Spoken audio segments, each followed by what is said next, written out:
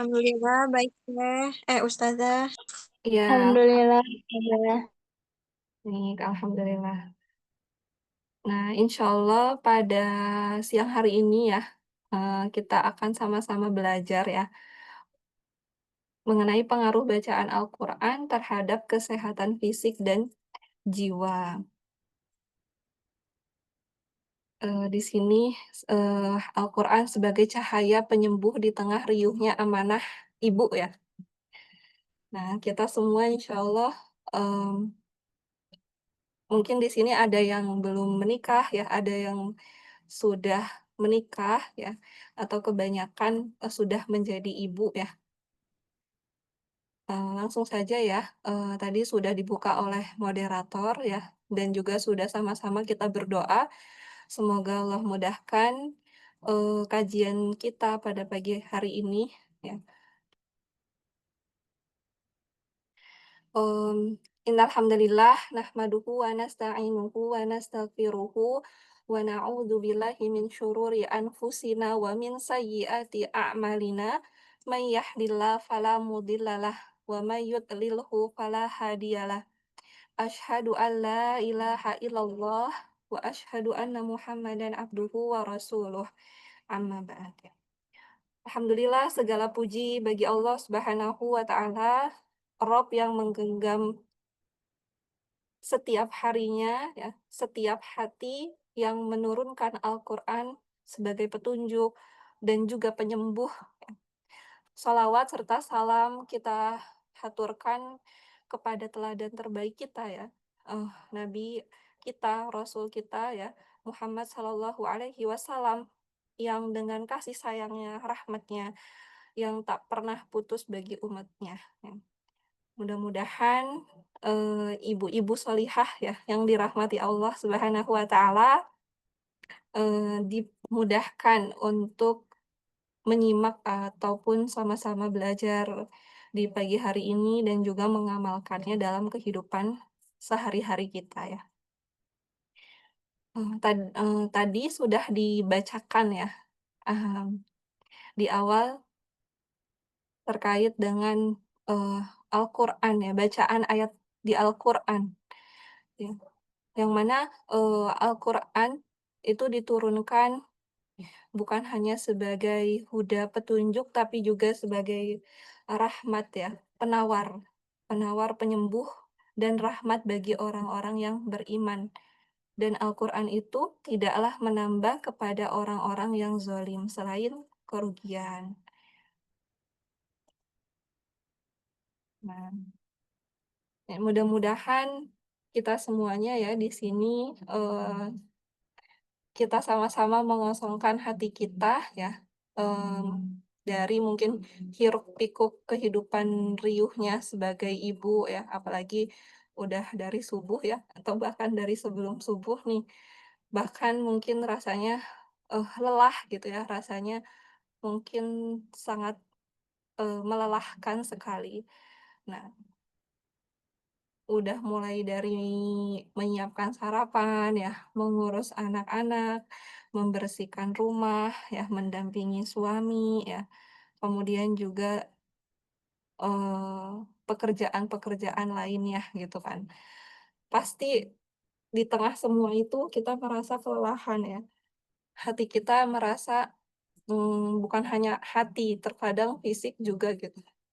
Fisik juga lelah gitu. Sampai memunculkan rasa yang nggak nyaman. Emosi jadi ikut naik ya, tanpa disadari jadi mudah nggak sabaran ya, jadi mudah marah-marah gitu, atau eh, jadi mudah pendiam atau bahkan jadi berubah sikap ya. Nah, jadi sehingga muncul berbagai macam penyakit-penyakit hati ya, yang mana penyakit hati itu tentunya jika terus-menerus ada di dalam diri kita ya, akan menimbulkan gejala-gejala fisik lainnya. Bahkan bukan hanya diri kita, bahkan bisa melukai yang lainnya ya. Anak kita, suami kita ya, dan orang-orang di sekitar kita.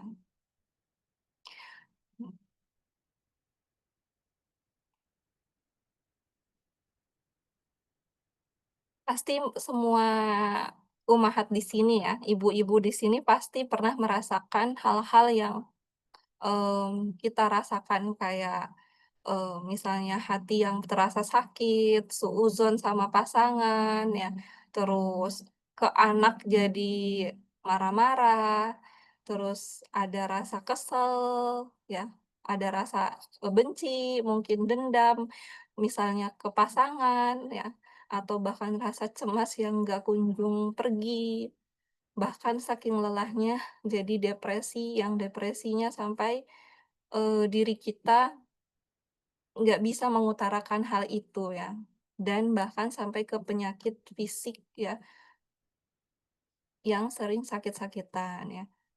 Nah, semua ini, mari sama-sama di kajian ini ya, mudah-mudahan menjadi refleksi buat kita semuanya ya, ummahat di sini, eee, menjadikan Al-Quran itu adalah obat sebagaimana yang Allah firmankan ya, bahwa Al-Quran itu menjadi penawar ya, dan rahmat ya, bagi orang-orang yang beriman yang, di dada orang-orang yang beriman. Nah, mudah-mudahan kita bisa menjadikan itu ya, bukan sekedar di lisan aja ya, tapi juga di hati kita, di kehidupan sehari-hari kita.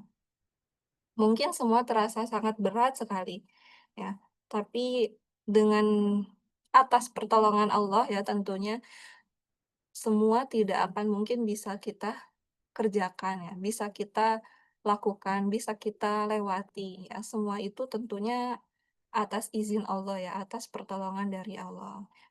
Ketika kita sudah menyadari ya, diri kita sudah sadar, "Oh, ternyata aku kelelahan, oh ternyata aku tuh merasakan ini nggak baik-baik aja." Jadi, semoga kita semua para ibu diberikan kesadaran kesadaran dulu yang muncul gitu ya.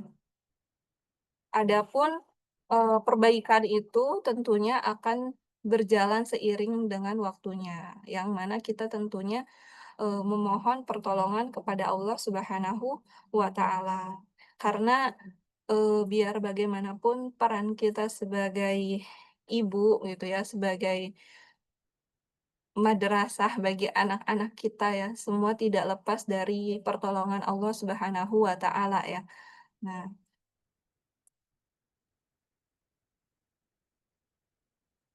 Al-Quran, bukan sekedar atau bukan hanya petunjuk yang Allah turunkan kepada umatnya ya, tapi juga di dalam Al-Quran banyak sekali pelajaran-pelajaran yang dapat, kita terapkan dalam kehidupan sehari-hari kita, ya.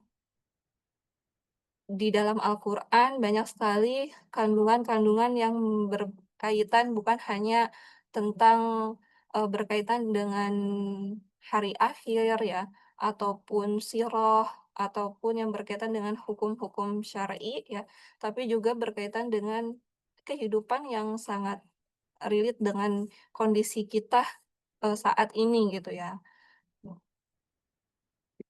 Maka di sini kita tidak sendirian ya, sebagai ibu, kita sama-sama bergandengan tangan ya di sini. Ya, jadi tidak sendirian, yang mana jika ada yang merasakan ini, bahwa kita harus tahu ya. Berarti di sini kita tuh harus mengisi daya kita ya. Kita hari ini sama-sama, men lagi nih sumber energi kita yang sesungguhnya ya. Ya kalau dibilang ibu itu makhluk atau hamba ya, yang paling tangguh gitu. Anak sakit, ibu katanya nggak boleh sakit gitu ya. Anak sakit, suami sakit, ibu tetap sehat. Ibu tetap bisa mengurus semuanya. Tapi ibu juga manusia, kita harus pahami itu ya. Kita ini manusia, kita ini hanya seorang hamba gitu, yang mana kita pasti, merasakan lelah ya, energi kita pasti akan terkuras. Ada di mana titiknya ya, di saat itu kita benar-benar merasa butuh sekali, asupan gitu kan. Nah, maka di sini kita sama-sama, lagi ya, lagi energi kita, sumber energi kita yang sesungguhnya. Ya, kita kembali kepada resep dari zat yang menciptakan kita ya, Allah Subhanahu wa Ta'ala ya, resep yang ada di dalam Al-Qur'an ya, Al-Qur'anul Karim. Nah,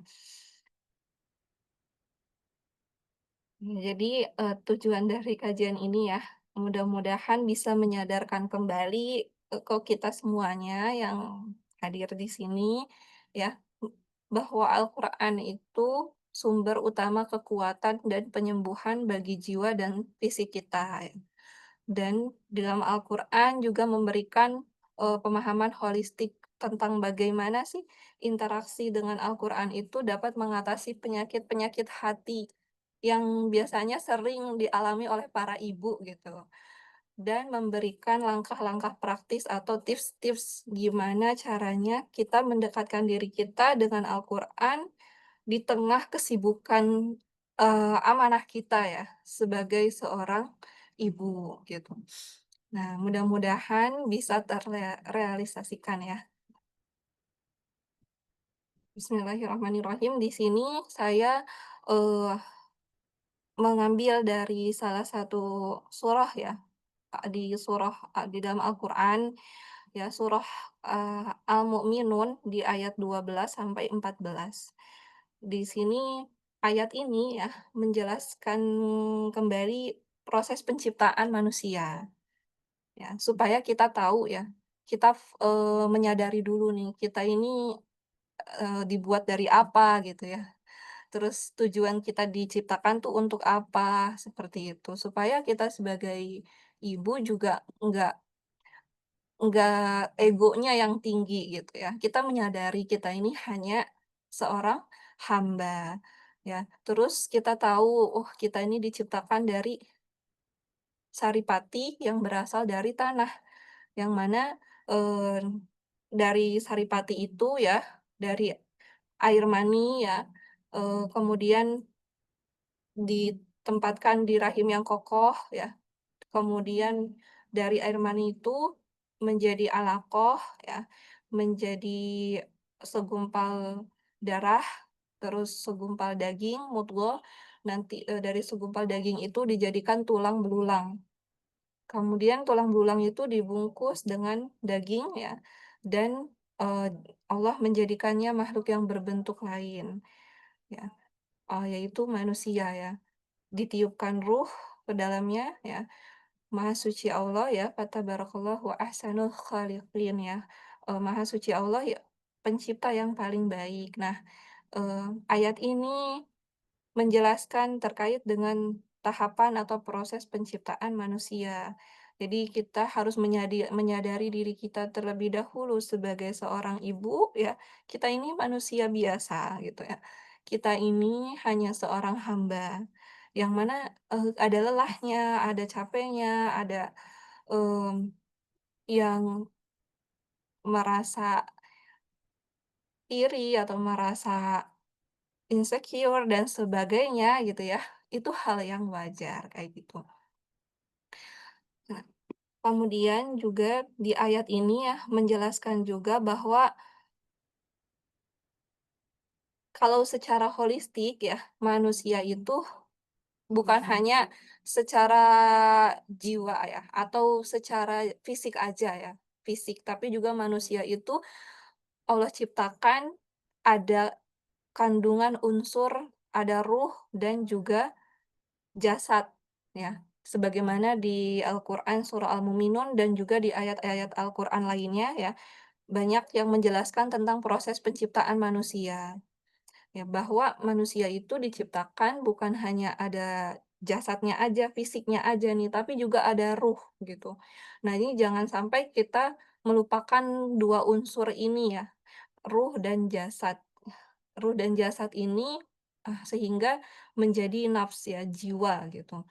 Nah, di sini kita akan memahami bagaimana Al-Quran itu bukan hanya sebagai dawa ya, obat, tapi Al-Quran disebut sebagai syifa ya. Syifa itu artinya penyembuh untuk penyakit fisik dan jiwa ya. Penyakit fisik dan penyakit jiwa. Jadi bukan hanya penyakit yang berkaitan fisik. Kalau penyakit yang berkaitan fisik disebut dengan dawa, tapi Al-Qur'an Allah sebutkan dia syifa ya. Artinya bukan hanya menyembuhkan penyakit fisik, tapi juga menyembuhkan penyakit jiwa. Jadi langsung sekaligus 2 gitu. Sebagaimana yang terdapat di dalam tubuh kita ya, penyusun tubuh kita ada ruh dan juga ada jasad. Jadilah manusia. Ruh tanpa jasad bukan manusia, atau jasad tanpa ruh juga sama, bukan manusia ya. Nah, karena di sini ruh dengan jasad, bergabung ya, terbentuklah manusia. Nah, kita harus memahami bahwa peran sebagai seorang ibu itu tidaklah mudah ya. Tentunya ketika kita, mmm mengurus isi rumah ya, menunaikan amanah sebagai seorang ibu ya. Ada anak di situ, ada anggota keluarga lainnya ya, anak, ada suami di situ. Kita harus memahami dulu bahwa anak kita nih punya ruh juga, suami kita juga punya ruh. Bukan sekadar fisik aja gitu, bukan sekadar, jasadnya aja, tapi ada ruhnya. Nah, kita juga sebagai ibu, kita juga ada ruh dan jasad. Nah, kita harus pahami konsep ini supaya kita sebagai seorang ibu tuh nggak mudah ngerasa, lelah ya, ataupun ngerasa, sakit hati, atau ngerasa ngerasa kecewa, sedih gitu ya, ngerasa kayak nggak dihargain, ngerasa kayak, mmm, tidak berharga gitu ya, atau ngerasa banyak kurangnya ya. Nah, hal-hal seperti itulah yang bisa bikin energi kita tuh semakin habis ya, menjadi seorang ibu. Jadi kita harus pahami bahwa kita diciptakan itu, ya penciptaan kita itu, ya bukan hanya ada jasad aja ya, bukan hanya fisik aja, tapi juga ada ruhaninya. Nah, jadi ruh ini berkaitan dengan aspek-aspek spiritual ya, spiritual seseorang ya, spiritual seorang hamba ya, dan jasad ini berkaitan dengan aspek fisik ya. Aspek fisik banyak sekali ya, contohnya seperti kita bergerak, kebutuhan kita akan makanan, kebutuhan kita akan, bergerak ya, kebutuhan kita, terhadap hal-hal yang bersifat dunia ya, karena kita hidup di dunia kan saat ini. Nah, sedangkan rohani kita ini berhubungan atau berkaitan dengan aspek spiritual ya. Hubungan kita, kebutuhan kita akan pencipta kita yaitu Allah Subhanahu wa taala ya. Hubungan kita atau kebutuhan kita akan, ibadah ya. Jadi ibadah bukan hanya kewajiban saja tapi jadikan sebagai sebuah suatu atau sebuah kebutuhan ya. Nah, ketika, kita menerapkan atau mengamalkan ya, menjalani peran kita gitu ya sebagai seorang ibu, ya kita harus memahami kedua unsur tersebut ya, ada rohani dan juga ada jasad.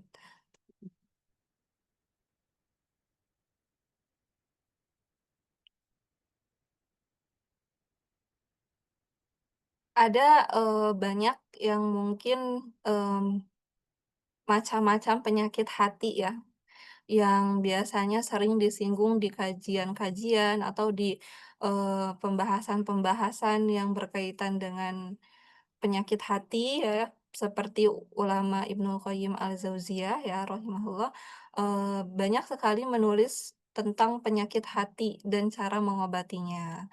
Nah, nggak sedikit gitu ya, penyakit hati ini tentu pasti, pernah dirasakan oleh semua yang hadir di sini tentunya ya. Ya bukan hanya kita sebagai ibu saja ya, bukan hanya kita yang memiliki peran ibu saja, tapi juga, mungkin orang-orang di luaran sana gitu ya. Nah, penyakit hati bagi seorang ibu ya, atau mungkin di balik senyum seorang ibu ya, terkadang kita sebagai ibu ya, sebagai seorang wanita ya, seorang istri atau seorang ibu kita bisa, senyum di hadapan anak-anak dan suami ya. Tapi ternyata di balik itu semua, hati kita merasa, "Aku lelah, aku kecewa, aku stres rasanya, aku cemas, aku iri," gitu, "aku suudzon, aku rasanya insecure banget," gitu, "dan aku rasanya hampa banget, kayak kosong spiritual." Nah, pasti semua dari kita yang hadir di sini pernah mengalami hal-hal ini ya, gitu. Itu wajar, itu sifat manusiawi ya. Kembali lagi kita ini hanya seorang hamba. Nah, ketika hati kita sakit ya, terus kita muncul, perkataan lisan kita jadi tajam ke anak kita ya, wajah kita jadi muram ke suami, atau badan kita pun ikut merasakan dampaknya. Nah, ini bukan hanya, atau bukan karena kita itu jadi seorang istri atau bahkan seorang ibu yang gagal ya, tapi baterai kita ya, atau ibaratnya kalau di kendaraan kan akinya, lagi ceos gitu ya, baterainya, lagi habis gitu. Nah, jadi kita perlu charger nih, kita perlu charger, apanya ini yang di-charger? Kita harus tahu unsur yang pembentuk tubuh kita.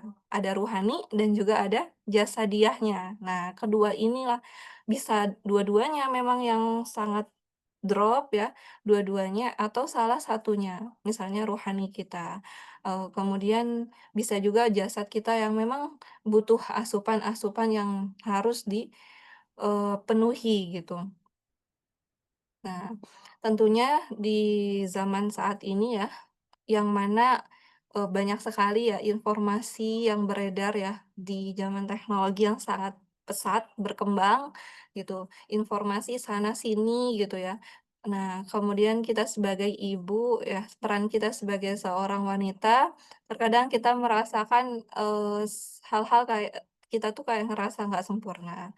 Nah, ini ingat lagi kita bahwa, oh iya, ingat penciptaan kita ya, ingat kita itu diciptakan dari apa, tujuan kita sebagai apa, dan kita ini hanya seorang hamba ya, manusia biasa, dan kesempurnaan itu milik Allah semata ya. Nah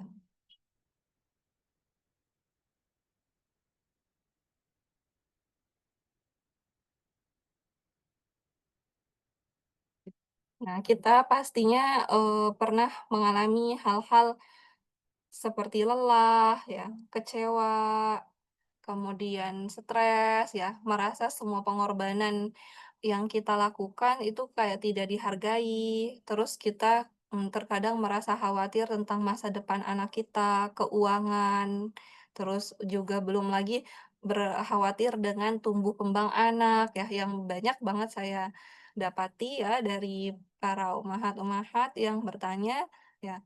Nah, nggak sedikit ya, seorang ibu pasti merasakan cemas, ya, khawatir kondisi anak ya, pertumbuhan anak, tumbuh kembang anak ya, yang mana biasanya itu dirasakan oleh ibu ya, dibanding sama laki-laki gitu kan, yang lebih merasakan biasanya si ibu gitu kan.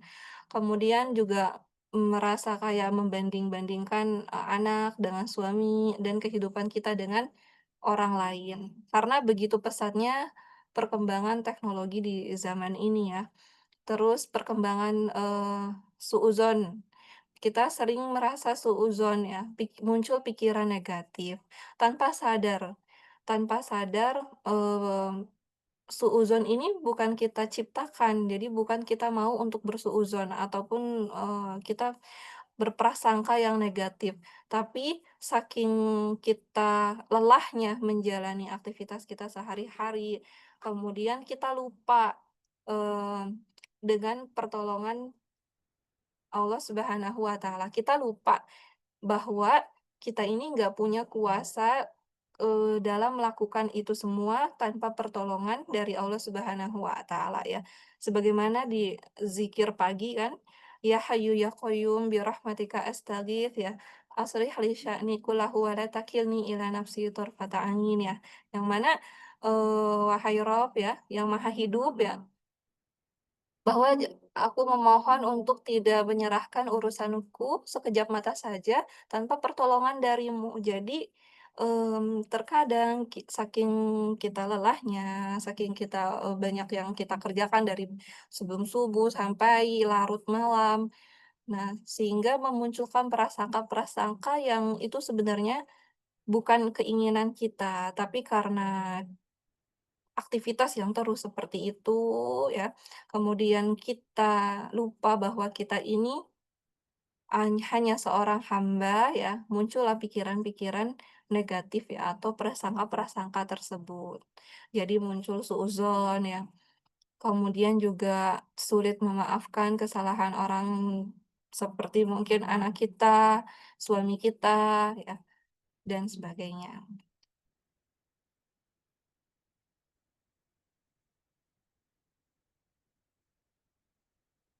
Nah, kemudian, yang berikutnya yaitu, eee, bahwa penyakit hati yang nyata ini bukan sekedar, bawaan ya, ataupun perasaan berlebihan, bahwa di sini tuh sudah ada sinyal di tubuh kita, yang mana harus kita, diagnosa gitu ya. Diri kita punya sinyal ya, memberikan sinyal yang perlu kita benahi gitu ya. Oh, ada nih sesuatu yang harus diperbaiki di dalam diriku gitu. Gimana cara memperbaikinya, seperti apa, seperti itu kan. Nah, contoh misalnya seperti kita merasakan kelelahan spiritual atau enggak sedikit ya, kita merasakan futur ya. Misalnya, sebelum nikah ataupun bahkan baru nikah, kita masih semangat nih menuntut ilmu, pergi ke kajian, hadir ikut ini itu, tapi semakin banyaknya agenda di rumah, anak semakin banyak, kegiatan ini itu, akhirnya, futur melanda gitu. Badan kita udah kelelahan terlebih dahulu. Sehingga ketika kita melaksanakan seperti, ibadah ya yang berkaitan dengan hubungan, manusia dengan penciptanya gitu kan, dengan Allah Subhanahu wa Ta'ala, dalam aspek spiritual. Jadi kalau dalam ilmu holistik itu kan manusia itu menyeluruh ya, dia punya lapisan-lapisan atau punya layer di tubuhnya ya, yang berkaitan dengan aspek spiritual, hubungan manusia dengan, eee, emosinya ya, dengan mental ya, kemudian juga aspek fisik, sosial. Nah, jadi ketika kita melaksanakan ibadah-ibadah ya, rutinitas, spiritual kita, kita ngerasa rasanya kosong, udah sholat tapi kayak biasa aja ya, nggak ada rasa atau nggak ada sesuatu yang bikin kita itu lebih tenang gitu. Terus kita udah berdoa, udah berzikir, tapi kok tetep aja ya cemas mulu gitu, kayaknya cemas tuh nggak hilang-hilang, seperti itu. Nah, terus ngerasa hati kita tuh kayak kosong, padahal ya di rumah ada anak, ada suami gitu, tapi kita ngerasa kayak kosong banget dari, Allah Subhanahu wa Ta'ala. Dan bahkan kita mungkin pernah merasakan, berjuang sendirian dalam memikul amanah kita sebagai seorang ibu gitu ya. Kemudian juga, simpul kekecewaan, ya ketika apa yang kita inginkan tidak sesuai dengan kenyataannya ya, tidak seindah dengan apa yang kita bayangkan. Kita membayangkan menjadi ibu yang sempurna, ya, punya anak, nanti anak kita harus seperti ini, kemudian suami yang harus selalu mengerti, ya, tapi realitanya nggak demikian gitu kan.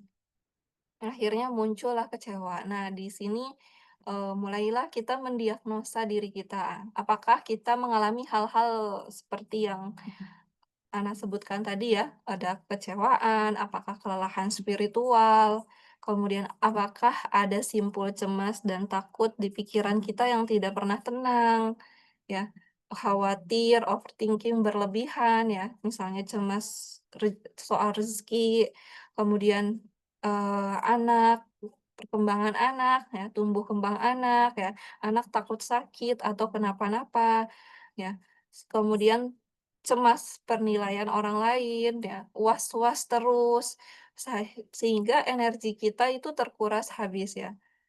Karena apa? Karena kita terus-menerus, pikiran kita itu, fokusnya ke hal-hal yang membuat kita cemas.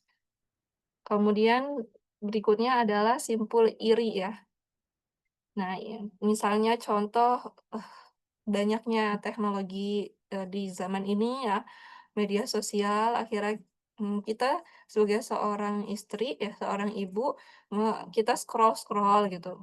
Nah, tanpa sadar kita di situ, "Oh iya, aku ternyata nggak gini, nggak seperti ini." Jadi membayangkan, membanding-bandingkan tanpa kita sadari ya, kita sudah membandingkan kehidupan kita ya, dapur kita sendiri dengan orang lain. Akhir muncullah rasa iri, yang mana, itu udah masuk loh ke diri kita. Kemudian itu nggak rilis ya gitu. Akhirnya lama-kelamaan jadi memicu ke tingkah laku kita, tindakan kita kepada suami gitu ya, kepada anak dan sebagainya. Nah, dari penyakit-penyakit itu ya, kita harus bisa mendiagnosa. Jika memang ada di diri kita, berarti diri kita itu sudah memberikan sinyal yang mana dia butuh dibenahi ya. Nah, Al-Quran di sini hadir bukan hanya sebagai huda petunjuk, tapi juga sebagai syifa, penyembuh ya, untuk penyakit-penyakit tersebut ya. Bukan hanya fisik, tapi juga untuk penyakit yang ada di jiwa kita ya. Sebagaimana Allah Subhanahu wa taala berfirman ya di Al-Qur'an surah Al-Isra ayat 82 ya. A'udzubillahi minasyaitonirrajim ya. Wa nunazzilu minal Qur'ani ma huwa syifaa'u wa rahmatul lil mu'minin ya. Bahwa Allah menurunkan Al-Qur'an itu sebagai penawar ya, syifa dan rahmat bagi orang-orang yang beriman. Nah, kata syifa di dalam ayat ini bukan sekedar obat yang mengobati luka yang nampak aja gitu ya. Luka yang nampak tuh secara fisik, misalnya oh, luka tergores gitu ya, kan kelihatan fisiknya luka lecet gitu kan, kemerah-merahan. Tapi juga, Allah Subhanahu wa taala menjadikan Al-Qur'an itu sebagai penyakit hati ya, penyakit yang berkaitan dengan psikis kita ya, hati kita. Yang mana hati ini kan tempatnya nafs ya, jiwa. Nah, jiwa itu kan ada 3 ya, ada nafs amarah, ada nafs lawamah, dan mutmainnah. Nah, di mana, kita memohon kepada Allah Subhanahu wa taala untuk menjadikan hati kita ini memiliki jiwa yang tenang ya. Kita tenang menjalani hari demi hari, apalagi di tengah riuhnya amanah kita sebagai seorang ibu gitu.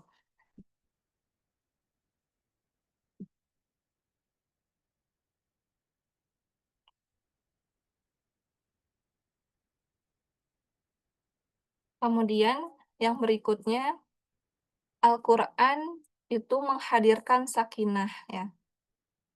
Jadi Al-Quran itu menghadirkan ketenangan saat kita membacanya. Nah, membacanya ini dalam tanda kutip bukan sekadar dibaca ya, tapi membaca di sini tuh harus sesuai dengan kaidah membacanya. Bukan seperti kita membaca buku gitu. Ada aturannya ya, makhrajnya, tajwidnya, sifatnya ya. Gitu. Jadi, gimana Al-Quran bisa menghadirkan sakinah kalau kita aja nggak punya ilmunya gitu ya. Jadi bukan hanya kayak kita baca koran atau kita baca buku, baca, majalah atau hal-hal yang lainnya, tapi ada aturannya. Jadi sakinah itu tumbuh ya, hadir, misalnya kita udah baca Al-Quran nih, tapi biasa aja hatiku ya, gitu. Oh mungkin di situ kamu membacanya tuh tidak dengan aturannya. Jadi, mungkin bacanya tuh tajwidnya belum baik, makhrajnya juga, sifatnya juga, jadi masih balelol ya, kalau orang Sunda nama gitu. Jadi masih, apa ya, mmm, masih terbata-bata atau mungkin masih di tahap yang membacanya itu belum menggunakan kaidah hukum, tajwidnya gitu, atau makhraj dan sifatul hurufnya. Nah, jadi kita nggak merasakan sakinah itu, padahal udah tiap hari dibaca gitu, tapi kok gini-gini aja ya hati tuh rasanya gitu kan. Kayaknya fisik itu, lelah-lelah aja ya, jiwa tuh rasanya ya cemas tetap cemas gitu, nggak tenang tetap nggak tenang. Nah, mungkin di situ kita membacanya tidak dengan kaidahnya.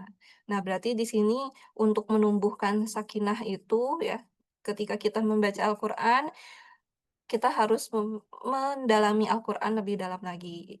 Yang pertama memperbaiki tahsinnya, bacaannya ya, terus tajwidnya, makhrajnya. Kemudian yang kedua adalah tadaburi isinya, ya minimal kita membaca, eee, terjemahannya atau kalau bisa ya, kalau bisa sampai membahas atau mendalami isi kandungannya. Nah, maka insya Allah kita akan merasakan sakinah di situ ya. Ketika kita membaca Al-Qur'an, hati kita tuh benar-benar merasa tenang banget gitu. Merasa, seperti kita sedang membaca buku kesukaan kita, bahkan lebih ya. Nah, jadi Al-Qur'an itu dapat menghadirkan sakinah, tapi kembali lagi pada poin-poin yang tadi yang Ana sebutkan ya, harus memahami, ilmu yang berkaitan dengan hukum-hukum Al-Qur'an ya, kaidah-kaidah dalam membaca Al-Qur'an dan juga, eee, tadabbur atau dalam memahami kandungan isi Al-Qur'an.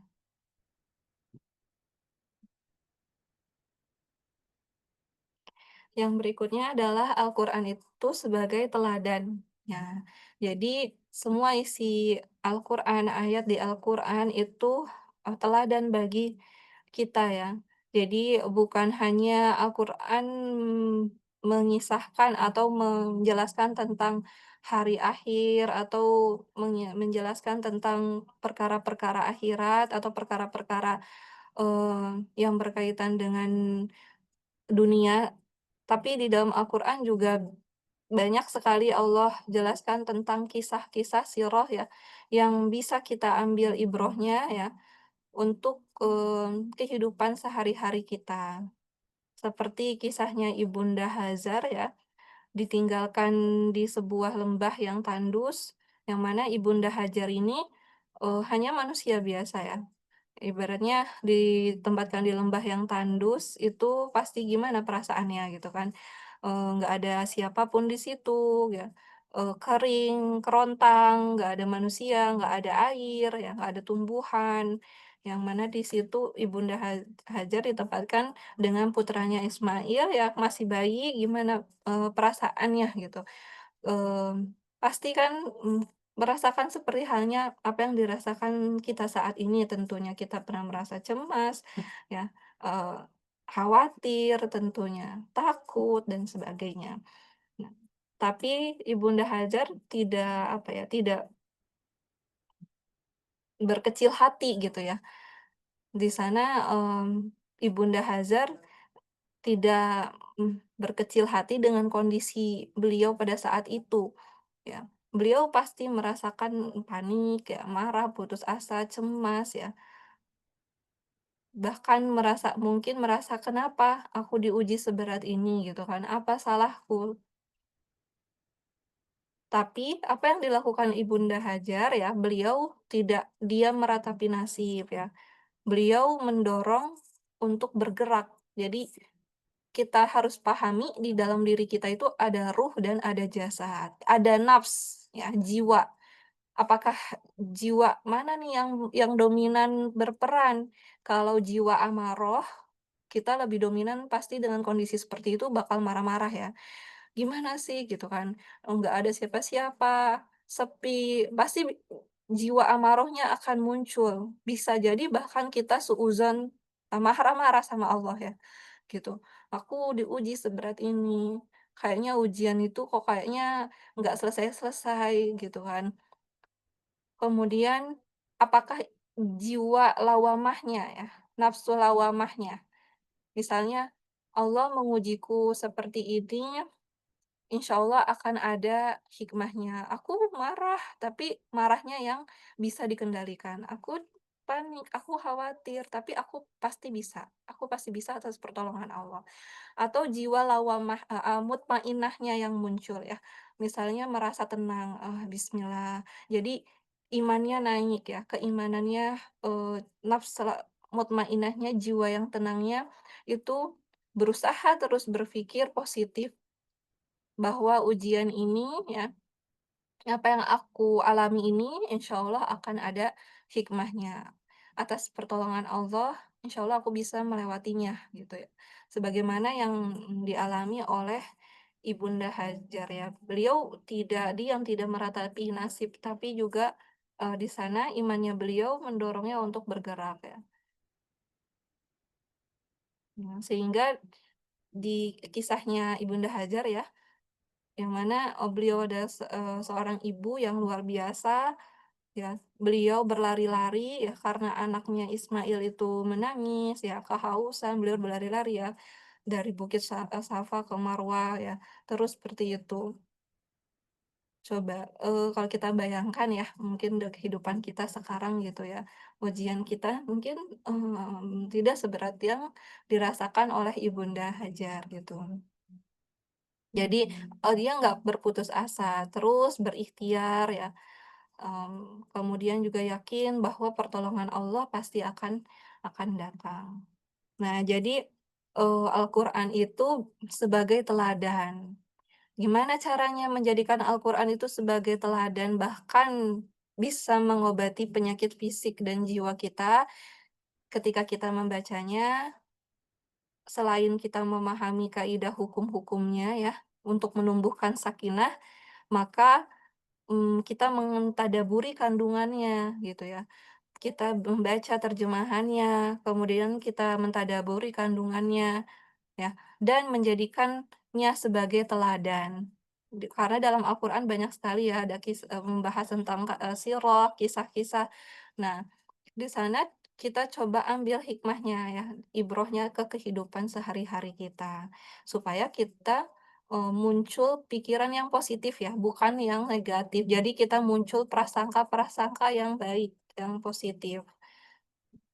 Karena kalau yang muncul prasangka yang negatif ya, itu bisa merusak tentunya kehidupan di dalam rumah tangga kita ya. Nah, dan, prasangka-prasangka ataupun suudzon kita, pikiran negatif kita, jika itu terus kita pelihara, itu bisa menimbulkan penyakit ain ya, penyakit ain. Ain itu penyakit hasad ya. Jadi kita bisa terkena ain dari diri kita sendiri atas pikiran kita. Misalnya nih, contoh, anak saya kenapa ya BB-nya nggak naik-naik gitu ya. Udah minum ini, udah ikhtiar ini, tapi segini aja gitu. Akhirnya kita tuh kayak pikiran kita kan pastinya sebagai seorang ibu kan kayaknya ke situ-situ aja, muter di situ gitu kan. Gimana ya, cara naikin BB anak gitu, tumbuh kembang anak gitu. Kita muter, kita pikirin nggak tanpa kita sadari, kita tuh pikirannya muter di situ terus. Akhirnya anak kita, qadarullah jatuh sakit ya misalnya. Nah, bisa jadi anak kita ini qadarullah jatuh sakit, itu bisa terkena ain dari ibunya, perkataan ibunya, atau ibunya yang terlalu cemas, khawatir akan kondisi anaknya. Padahal anaknya, sebelumnya, masih aktif, secara fisiknya juga, bagus gitu ya. Tapi kita terlalu fokus ke BB-nya gitu, misalnya nggak sesuai standar, kan ada ya kalau di kesehatan itu ada standarnya, umur segini harus segini sesuai standar gitu. Padahal itu hanya soal angka aja, tapi kadang itu bikin pusing kebanyakan orang tua, gitu. Sehingga akhirnya, menimbulkan kecemasan, rasa khawatir, dan bisa menimbulkan penyakit ain ya, gitu. Penyakit ain ini bisa mengenai anaknya sendiri ya, anak kita sendiri. Jadi ibunya mengenai anaknya, ibu mengenai melempar ain ke anaknya gitu ya. Jadi sehingga anaknya jadi jatuh sakit. Nah, jangan sampai seperti itu. Jadi terus kita berpikir positif ya. Jangan sampai kita menumbuhkan prasangka-prasangka itu menjadi pikiran yang negatif.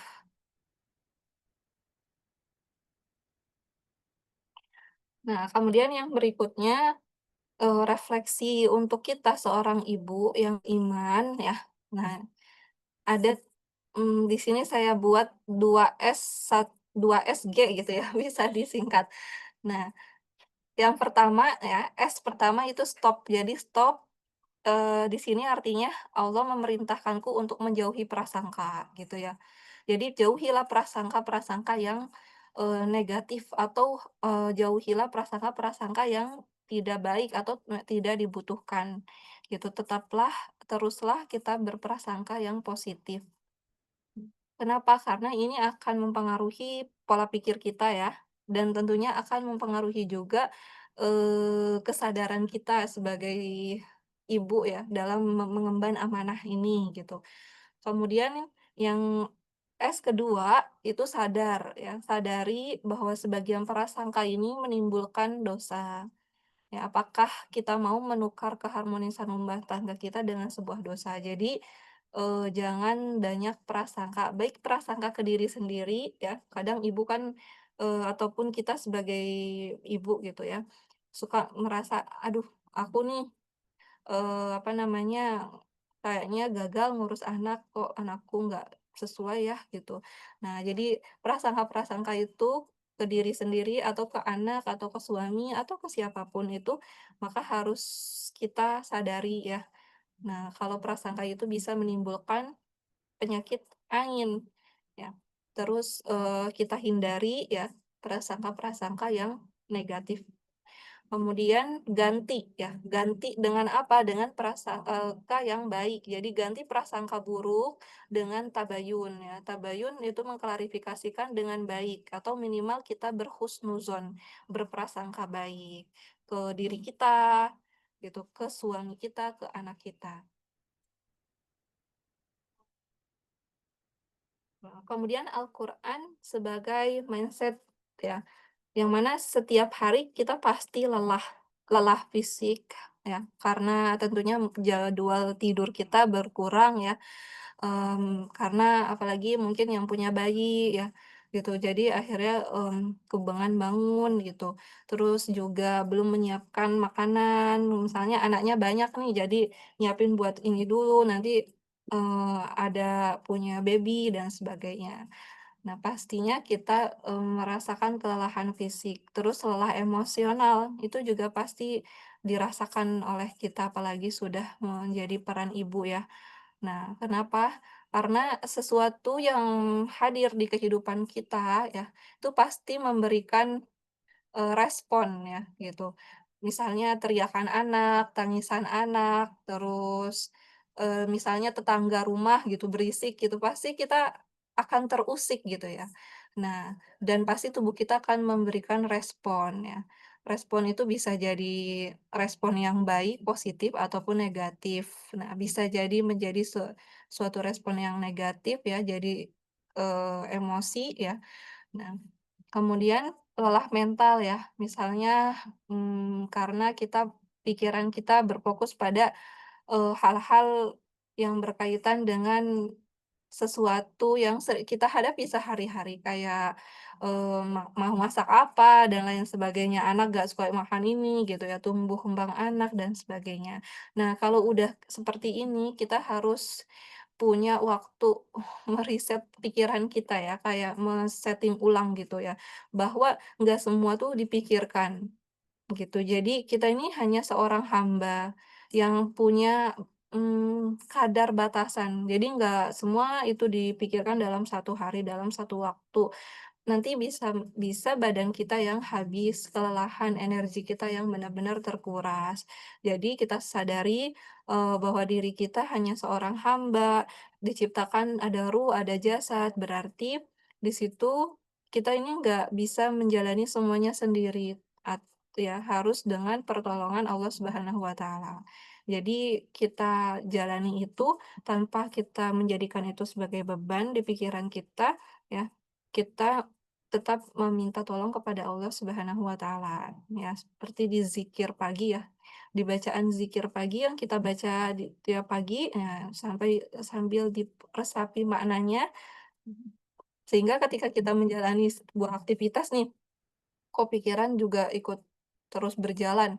Kita mulai berhenti dulu nih, ikut jeda, ada ambil ambil jeda dalam aktivitas kita. Oh berarti kita tuh butuh seteguk air dulu, atau butuh, eee, menghela nafas dulu, atau butuh, oh ya sekedar misalnya baca zikir dulu gitu. Jadi nggak kayak, apa namanya ya, nggak kayak tancap gas terus gitu ya, kalau amanah ibu kan pastinya banyak gitu. Nah, jadi tetap ada jeda dalam setiap aktivitas yang kita lakukan.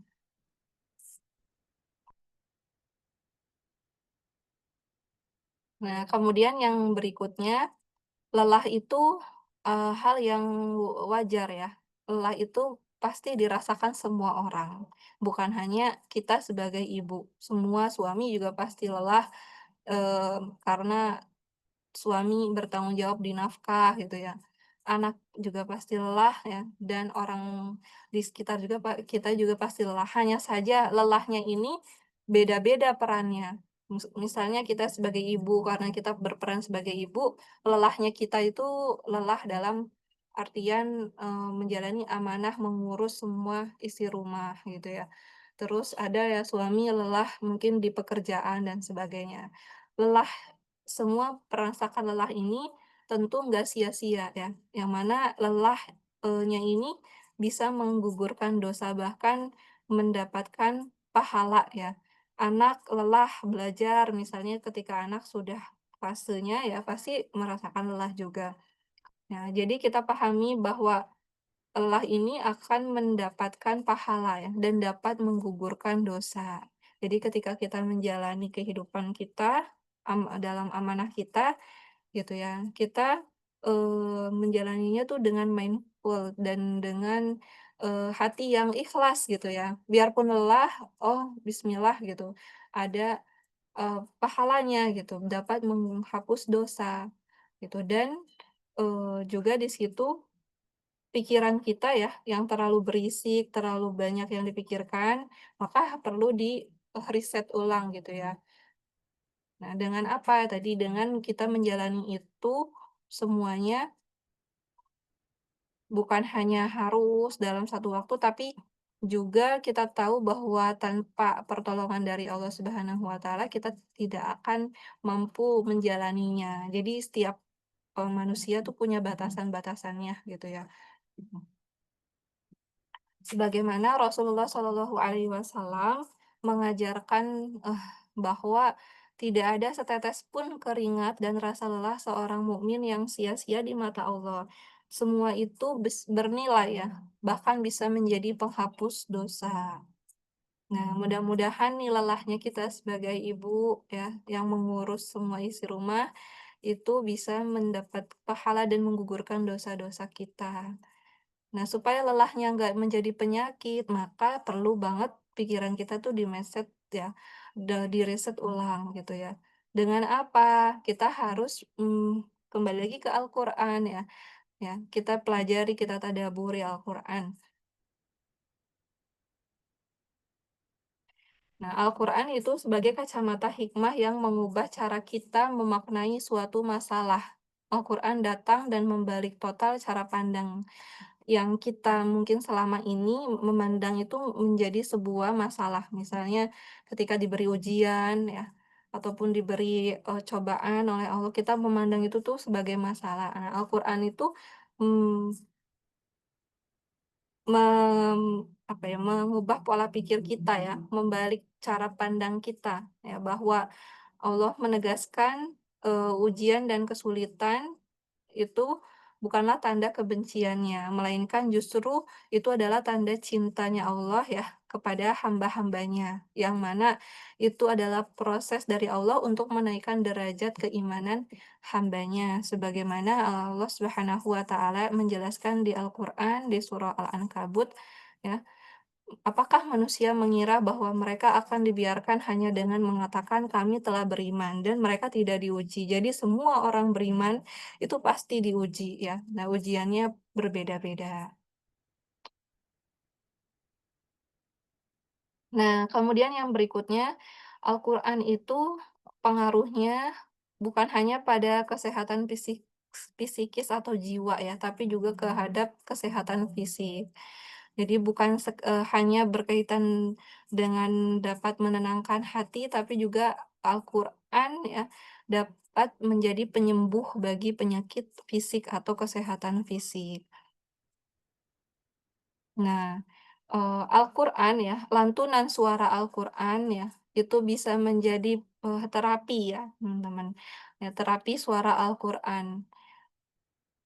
Jadi Al-Qur'an itu bisa mengirimkan vibrasi ya, bisa mengirimkan vibrasi ke tubuh kita yang membacanya. Dengan apa syaratnya? Pertama, kalau kita membacanya itu dengan ilmunya gitu ya. Jadi sesuai kaidahnya, hukum-hukumnya diperhatikan, bukan sekedar membaca seperti membaca buku atau membaca koran gitu. Jadi, sebagaimana diteliti di sains ya, di di Jepang meneliti bagaimana molekul air itu berubah menjadi kristal indah ketika dibacakan, kata-kata baik dan doa, dan menjadi rusak saat terpapar kata-kata buruk. Nah, ketika tubuh kita kan 70%-nya terdiri dari air ya, kandungannya. Nah, ketika kita membaca Al-Qur'an untuk menghadirkan sakinah di hati kita, di kehidupan kita, dan juga kita mengamalkan ilmunya ya, dengan kaidahnya, hukum-hukumnya, mentadaburinya.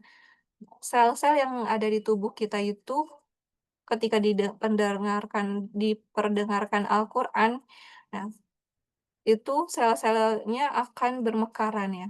Sistem imun menjadi menguat, hormon stres, kortisolnya menjadi menurun. Nah, ini kalau efek secara fisik. Kemudian, kecemasan di otak kita juga menjadi mereda, jadi berkurang. Ya, yang mana di otak kan ada bagian otak yang dia berfungsi sebagai respon emosional ya, seperti rasa takut ya, di bagian, otak amigdala ya. Nah, kemudian juga, tubuh kita mampu memproduksi hormon yang berhubungan dengan penenang. Jadi nggak perlu lagi minum obat penenang ya, ya seperti hormon-hormon positif endorfin ya. Terus produksi hormon stres kortisolnya menjadi menurun, jadi ditekan secara alami. Bahwa ayat di Al-Quran yang kita baca dengan tartil itu memiliki karakteristik dari sebuah ritme dan frekuensi yang teratur dan harmonis. Yang mana secara fitrah otak manusia itu meresponnya dengan baik ya, dan menakjubkan terjadi di dalam tubuh kita. Nah, jadi di sini, kita niatkan ya membaca Al-Quran itu sebagai bentuk ibadah, selain itu juga, sebagai terapi buat diri kita ya, untuk kesehatan fisik dan jiwa kita.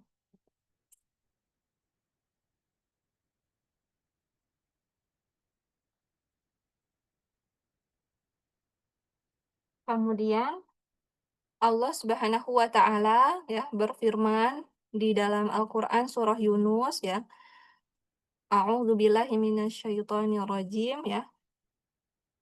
Ya ayyuhan nasu qad ja'atkum mau'izatun min rabbikum wa shifaa'un lima fis sudur ya, wa hudaw wa rahmatul lil mu'minin ya.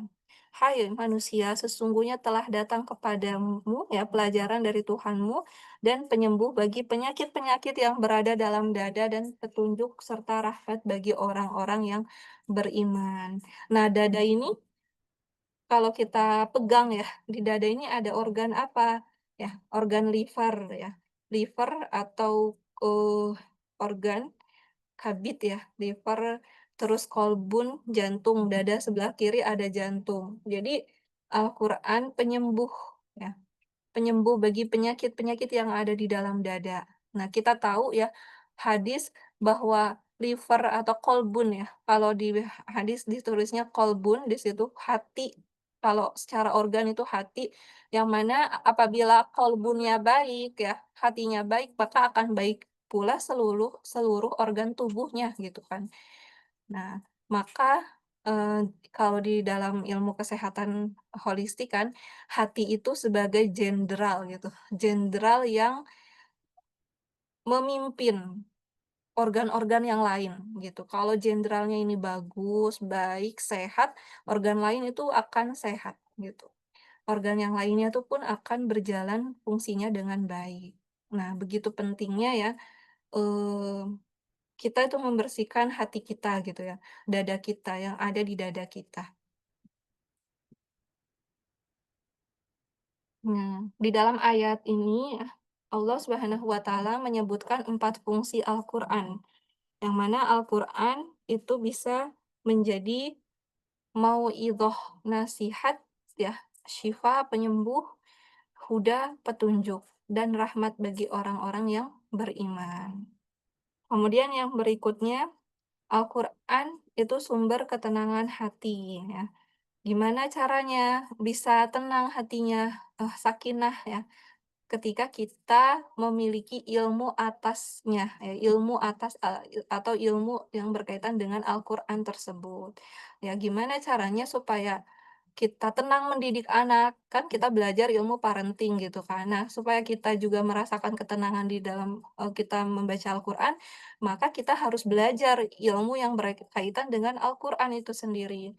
Nah, dari mulai tahsinnya, ya, tajwidnya, terus terjemahannya, ya. Nah, gitu. Jadi supaya kita benar-benar mendapatkan, ketenangan itu, sumber ketenangan itu.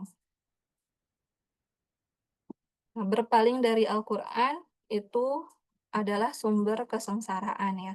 Nah, kita berdoa kepada Allah jangan sampai kita berpaling dari membaca Al-Qur'an ya. Jangan sampai ya, jangan sampai.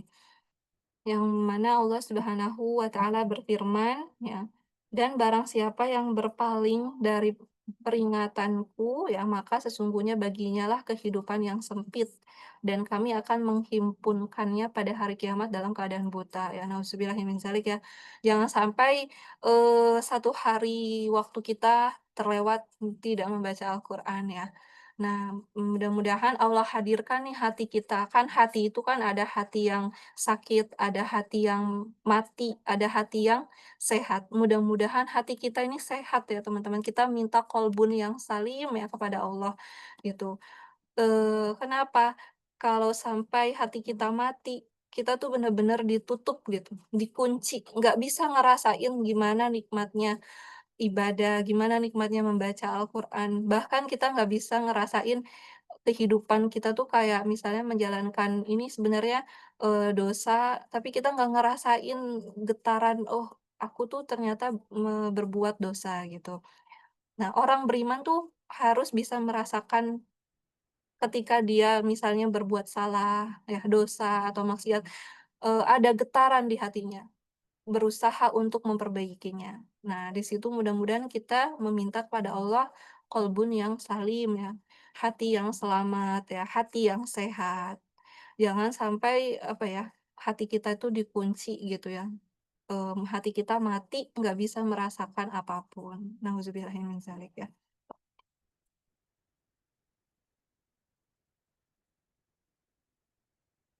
Bahwasanya kehidupan yang sempit ini ya, bagi orang yang berpaling dari Al-Qur'an itu bersifat umum, yang mencakup kesempitan kehidupan dunia seperti kekhawatiran, kecemasan, rasa sakit, yang merupakan siksaan yang dirasakan di dunia ya, dan kesempitan di alam barzah dan juga kesempitan di alam akhirat. Nah, kemudian yang berikutnya Al-Qur'an itu sebagai pembersih jiwa ya. Di sini dijelaskan bahwa ada sebuah kisah ya, kisah bukti nyata bahwa tidak ada hati yang terlalu keras atau terlalu jauh bagi Al-Quran. Ketika satu ayat saja ya, jika dia datang di waktu yang tepat atas izin Allah, mampu menjadi titik balik kehidupan seorang hamba ya. Misalnya ini ada sebuah kisah, kisah ulama besar ya, yaitu kisahnya Fudail bin Iyad, yang mana beliau adalah seorang ulama yang disegani ya. Beliau juga seorang sebelum menjadi ulama yang disegani, beliau adalah seorang yang berbuat maksiat gitu ya, seorang perampok yang ditakuti karena hatinya keras, hidupnya bergelimang dalam maksiat. Sehingga suatu malam saat beliau ingin memanjat dinding ya, untuk melakukan sebuah kejahatan kan kayak, perampok kan seperti itu ya. Nah, beliau mendengar firman Allah dari dalam rumah yang ingin beliau ambil hartanya ya, ingin beliau rampok gitu ya. Belum tiba waktunya bagi orang-orang yang beriman untuk secara khusyuk hati mereka mengingat Allah ya. Jadi ayatnya berbunyi, a'udzubillahi minasyaitonirrajim ya. Alam ya'ni lil ladzina amanu an takhsha'a qulubuhum li dzikrillah ya. Ketika beliau mau manjat rumah itu, mendengar ayat Al-Qur'an ya, kemudian di situ beliau terasa seperti sebuah teguran di hatinya ya, dari Allah yang menembus lapis demi lapis kekerasan hatinya. Nah, sehingga beliau luluh menangis, ya, ibaratnya kayak kita nih, tadi ya, sebelum acara dimulai kan ada diperdengarkan atau membaca lantunan ayat suci Al-Qur'an. Nah, kita secara, diri kita ya, semua pasti di sini merasakannya ya, ada sesuatu yang beda gitu ya, kayak hati kita tuh kayak bergetar, rasanya adem banget gitu, rasanya tenang banget gitu. Nah, sekeras-kerasnya hati, dia bisa merasakan ketenangan ketika mendengar lantunan ayat Al-Qur'an. Bahkan orang yang tidak beriman saja ya, orang kafir gitu, dia bisa merasakan, bacaan Al-Qur'an itu, wah sangat indah sekali gitu ya, sangat tenang sekali gitu, apalagi kita orang beriman ya. Nah, kemudian beliau ya, Fudal bin Iyad ini menjawab gitu ya, "Tentu wahai Robku, sungguh sekaranglah waktunya ya." Sejak malam Sejak malam itu ketika beliau mau merampok, ya, beliau di situ mendengar ayat itu, beliau langsung bertaubat dan mengubah total jalan hidupnya yang tadinya bergelimang dalam maksiat, hatinya keras, suka merampok, menjadi seorang ulama yang disegani gitu. Nah, kita juga sebagai ibu bisa gitu, mungkin selama ini kita udah, eee, dalam mendidik anak atau mungkin menjalani amanah kita sebagai istri gitu ya. Kadang kita, ngerasa udah kelan, capek, kita marah-marah dan sebagainya, terus hati kita tuh kayak, "Oh ya, apa yang aku lakukan nih nggak baik," gitu ya. Sehingga langsung kita minta maaf ke anak kita dan sebagainya. Nah, alhamdulillah kita harus bersyukur kalau masih diberikan hati dengan fungsi yang seperti itu ya. Allah berarti masih, sayang dengan kita ya, rahmatnya sangatlah luas sekali. Jadi jangan sampai kita tuh, hati kita tuh benar-benar tertutup ya, terkunci gitu. Hati kita tuh benar-benar mati ya, nggak bisa ngerasakan apa-apa lagi. Nah itu, kalau sudah seperti itu, ya rasanya sangat-sangat sedih sekali ya, tentunya. Kemudian Al-Quran, sebagai cahaya penerang kehidupan ya, yang mana di dalam Al-Quran Allah, menyebutkan juga, bahwa Al-Quran ini sebagai an-nur ya, cahaya. Apa fungsi cahaya? Cahaya itu untuk mengusir kegelapan. Nah, Al-Quran juga sama, dia dapat, dalam kehidupan kita, dia dapat menjadi cahaya ya, menerangi kegelapan di dalam kehidupan kita, di dalam hati dan pikiran kita.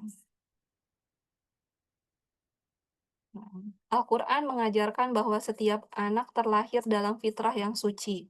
Nah, sehingga kita melihat ketika tantrumnya anak ya, itu di fase perkembangan dan ladang sabar bagi kita gitu. Al-Quran melarang kita berburuk sangka ya, sehingga kita melihat diamnya suami sebagai kemungkinan adanya beban berat di pundaknya yang belum sempat ia ceritakan. Jadi ini, kembali untuk kita berusaha meriset ulang ya, mindset kita, pikiran kita untuk berprasangka yang baik-baik ya, jadi berpikir yang positif. Al-Quran menjelaskan bahwa setiap lelah itu menjadi penggugur dosa, sehingga amanah di rumah tidak lagi terasa seperti beban, melainkan seperti investasi pahala yang tidak ternilai. Kemudian Al-Quran juga memberikan prinsip-prinsip dasar dalam pendidikan anak ya. Menanamkan tauhid, akhlak yang mulia, dan birrul walidain ya. Ini menjadi filter buat kita dalam memilih tontonan ataupun pendidikan ataupun mainan ke anak kita. Al-Quran memastikan setiap langkah mengarah pada tujuan yang Allah ridhoi. Ya, bahwa ketaatan pada Allah adalah yang utama, diikuti dengan bakti kepada suami dan orang tua sesuai dengan porsinya. Al-Quran mengajarkan tentang keberkahan, sedekah, larangan hidup boros, yang menjadi panduan kita dalam mengelola rezeki ya, dari Allah ya, uang suami gitu kan, yang mana semua rezekinya dari Allah Subhanahu wa Ta'ala.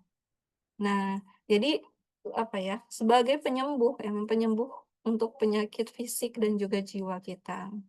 Kemudian juga saat kita membaca kisah pada wanita mulia seperti Maryam ya, Ibunda Maryam yang mana beliau difitnah gitu ya, tetap tegar menghadapi fitnah, Ibunda Hajar yang tak kenal lelah berjuang ya untuk putranya Ismail, hati kita terasa hangat. Kita merasa memiliki teman seperjuangan dan kita nggak lagi sendirian. Ya, wanita-wanita mulia yang Allah tinggikan derajatnya itu juga mengalami ujian yang besar, ujian yang berat gitu ya. Saat kita membaca janji-janji Allah, sesungguhnya bersama kesulitan pasti akan ada kemudahan. Ini menjadikan buat kita bahwa apa yang kita lakukan pasti Allah akan berikan kemudahan setelahnya gitu. Terus Allah tidak membebani seseorang melainkan sesuai dengan kesanggupannya ya. Nah, ini sudah janji Allah di dalam Al-Qur'an. Kita harus yakini ya dalam kehidupan sehari-hari kita. Bahwa semua pasti ada harapannya gitu ya, sumber kekuatan yang mencegah hati kita membeku dalam keputusasaan. Nah, terkadang kita sebagai seorang ibu ya, pasti kita pernah merasa penyakit insecure ya. Nah, kita ngerasa, bukan lagi maka kita ganti gitu ya, bukan lagi rasa insecure ya, karena membanding-bandingkan atau mungkin ngelihat diri, "Kok gini, suami kok begini, anak kok begini," gitu ya, tapi rasa syukur atas apa yang telah Allah anugerahkan ya. Jadi, kita berkaca gitu ya, alhamdulillah Allah hadirkan pasangan ya, suami. Ini adalah takdir dari Allah, takdir yang baik untuk kita. Anak ya, ya yang seperti ini takdir dari Allah, untuk kita gitu kan. Kita hadirkan rasa syukur itu gitu. Orang tua mungkin di sini teman-teman pastinya sudah, belajar tentang parenting gitu kan ya. Misalnya aku mendidik anak gini, "Oh iya dulu ibuku mendidik aku gini." Jadi, muncul kayak pola pendidikan atau parenting yang sama. Jadi, misalnya karena, punya inner child misalnya ya, luka trauma di masa kecil yang belum membaik. Nah coba hadirkan rasa syukur itu ya. Oh iya, tanpa hadirnya orang tua kita ya, ibu dan ayah kita, kita nggak akan ada sekarang gitu. Jadi, kalau memang memaafkan itu adalah berat ya, memaafkan itu nggak bisa hanya diucapkan aja, "Aku sudah ikhlaskan, aku ridho, aku maafkan." Tapi bisa jadi ada hal-hal yang membuat kita ke-trigger gitu. Nah, sehingga menyeting ulang lagi pola yang sama, gitu. Sehingga, di situ tuh memang kita hadirkan rasa syukur dulu sebelum kita memaafkan. Kita bersyukur sekali atas hadirnya orang tua kita. Ya, mungkin dulu orang tua kita belum memahami ilmunya, sehingga, eee, dalam polanya seperti ini mendidik kita. Nah, sekarang kita sudah belajar, kita sudah tahu. yang benar, yang sesuai gitu kan. Kita belajar, maka kita perbaiki, pelan-pelan gitu ya. Nah, jadi hadirkan rasa syukur ya ke orang tua kita, ke suami kita, ke anak kita gitu. Supaya, kita nggak terus-terusan gitu ya merasa kayak membanding-bandingkan dengan yang lainnya gitu. Allah menciptakan hambanya dengan kelebihan dan kekurangan dengan hikmahnya. Bunga mawar beda dengan melati ya. Begitu pula diri kita beda dengan saudara muslim lainnya. Ya, jadi kita punya potensi masing-masing, yang berbeda-beda tentunya. Jangan sampai ketika dia jadi mawar, aku juga harus jadi mawar gitu. Tapi, mmm, dengan perbedaan itu tentunya saling melengkapi gitu ya. Rasa syukur itu adalah kunci kebahagiaan ya. Anak adalah titipan dan anugerah yang luar biasa, suami adalah pasangan terbaik yang Allah gariskan untuk kita. Allah, Al-Musawwir ya, Allah yang Sang Maha Pembentuk rupa, Dia yang membentuk kita dengan paket yang berbeda-beda ya. Fatabarakallahu ahsanul khaliqin ya. Allah menciptakan kita dengan bentuk yang baik ya. Nah, punya potensi masing-masing. Dia menitipkan amanah juga yang berbeda-beda. Mungkin ada ibu yang diberi kelebihan, dia pintar masak gitu ya. Buat ini, buat itu gitu. Karena Allah tahu mungkin di situ anaknya juga butuh, yang mungkin makanan yang dengan beda-beda itu gitu ya. Terus ada juga ibu yang diberi lisan yang pandai bercerita, buat karya dan sebagainya. Karena Allah tahu anaknya akan belajar banyak melalui cerita tersebut. Dan mungkin ada di antara kita yang diberi anugerah kesabaran yang tanpa batas, yang luar biasa ya. Karena memang tipe orang beda-beda gitu ya. Karakter tipe, manusia berbeda-beda. Nah, kalau dalam ilmu holistik kan ada dijelaskan ya bahwa, tipe kepribadian manusia itu berbeda-beda gitu. Rasa, insecurity mungkin muncul ketika kita, sebagai mawar ya, tapi kita memaksa diri kita untuk menghasilkan wanginya seperti melati. Gitu. Ibarat seperti itu ya. Kita tidak hanya akan merasa gagal, tetapi kita juga lupa akan keindahan yang sudah Allah berikan. Nah, jangan sampai, ini terjadi di diri-diri kita semua. Ketika mungkin pernah mengalami hal ini, maka, saatnya nih kita berobat. Saatnya nih kita harus, butuh ya, butuh terapi gitu kan. Kita harus mendiagnosa diri kita sendiri ya, gitu kan. Boleh nggak mendiagnosa diri kita sendiri, apa harus ke psikolog dulu gitu. Kan ada ya kayak gitu kan. Sebenarnya ada, self diagnosis ya kalau memang kita udah belajar ya, udah tahu nih, oh ternyata aku tuh sudah, masuk ke ranah memang ada penyakit hati, oh psikisku udah nggak baik-baik aja nih gitu kan. Kalau nunggu ke psikolog dulu kan memang butuh beberapa pertemuan ya, pastinya lama. Itu kalau biasanya kalau yang udah kasusnya benar-benar berat, udah parah gitu kan. Tapi kan kita sebagai ibu pasti kan, ada di mana rasa itu muncul, rasa itu semakin terasa gitu.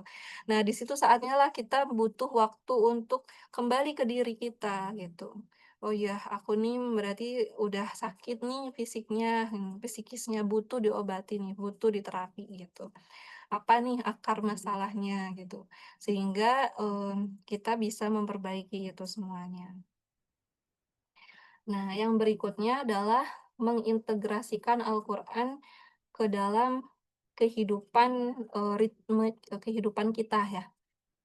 Nah, yang pertama itu ada yang namanya, Quranic ya, Quranic morning ritual. Jadi, misalnya Ummahat di sini biasanya kalau pagi-pagi, ngapain dulu gitu, supaya, eee kita tetap tenang menjalani hari demi hari ya, maka coba buat kayak jadwal, harian. Misalnya dari mulai pagi hari itu biasakan untuk mengisi dulu asupan aspek spiritualnya, gitu. Asupan aspek spiritual itu seperti apa? Jadi bangun tidur jangan langsung nyentuh HP gitu ya. Jadi Misalnya kalau sebelum subuh nih ya, atau ada ibu-ibu yang sebelum subuh tuh udah pak-pik-pek gitu, nyiapin ini itu gitu ya. Usahakan kita isi dulu tangki kita, baterai kita ya, dengan ruhani ya, yaitu misalnya kita baca Quran dulu atau ya kalau, bangunnya sebelum subuh kita sholat tahajud dulu, kita isi tangki kita dulu dengan aspek spiritualnya diisi dulu. Energi kita diisi dulu, ruhaninya dengan, kita melakukan ibadah ya, seperti misalnya sholat subuh, kemudian juga ba'da subuh zikir, amalan pagi ya, zikir pagi, sampai selesai. Kemudian juga setelah itu tilawah ya, setelah itu baru, eee melakukan pekerjaan ibu gitu ya, pekerjaan rumah tangga gitu kan, kayak mencuci baju atau nyuci piring, nyiapin ini gitu. Gimana kalau punya bayi ya? Nah ini, mmm, bagaimana masing-masing teman-teman di sini, caranya pasti punya, cara ya, tiap orang kan beda-beda gitu aktivitasnya kan, ada yang, mmm, anaknya udah besar, ada yang masih punya bayi gitu, ada yang anaknya banyak dan sebagainya. Tapi kita harus punya waktu untuk mengisi hubungan kita dengan pencipta kita, gitu. Karena itu sumber energi paling paling besar gitu ya, ibaratnya paling utama untuk kita menjalani hari demi hari, gitu.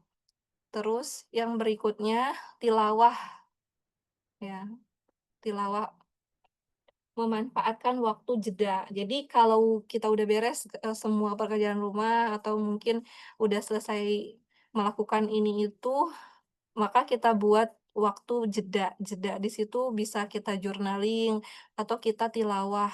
Nah, misalnya buat kayak murotal ya, dengarkan murotal, di dapur gitu. Putar murotal saat memasak ya. Kemudian juga bisa buat aplikasi sahabat ibu, manfaatkan fitur penanda di aplikasi Al-Qur'an ya. Nah, nanti ditandai ayat-ayat yang menjadi pengingat gitu ya. Mungkin saat ini aku lagi butuh nih ayat-ayat yang berkaitan untuk menenangkan hati. Nah, itu bisa tandai di aplikasi, itu kita dengarkan sambil kita melakukan aktivitas. Kemudian tadabur emosional ya, berdialog dengan Al-Qur'an. Misalnya Ummahat di sini pilih salah satu tema yang relevan, misalnya minggu ini kita sedang merasa cemas, cari ayat-ayat tentang tawakal dan ketenangan.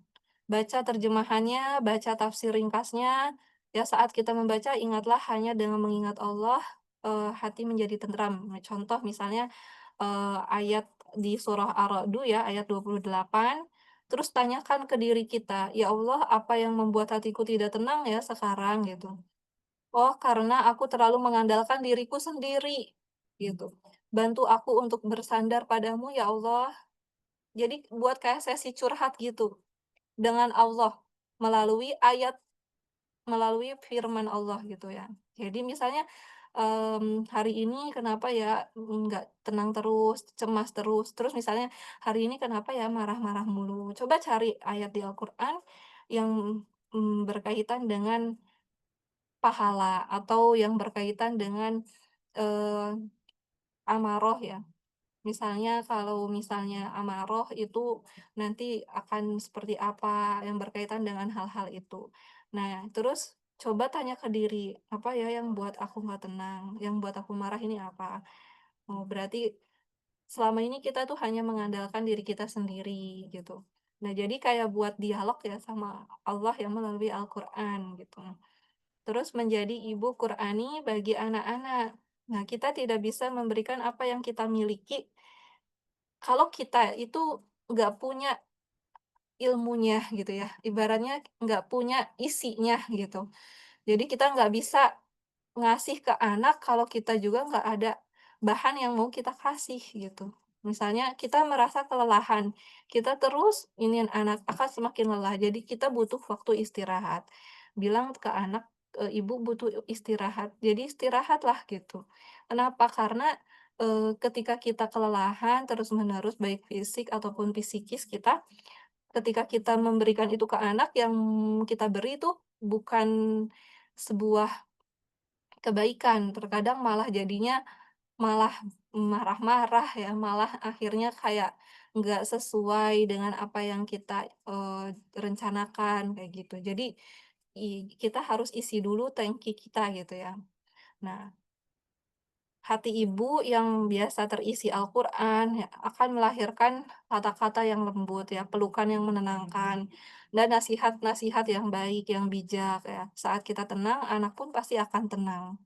Saat kita membacakan Al-Quran, misalnya untuk anak kita sebelum tidur, kita menanamkan benih cinta pada Al-Quran sejak dini, itu kan dimulai dari diri kita gitu. Jadi sebelum kita ngasih ke anak kita, maka kita kasih dulu ke diri kita gitu, supaya saat kita memberi, kita akan memberikan yang terbaik buat anak kita. Nah, mungkin, poin-poin ini bisa Ummahat terapkan di dalam kehidupan, kita ya. Misalnya, "Aku nggak sempet waktunya," gitu kan.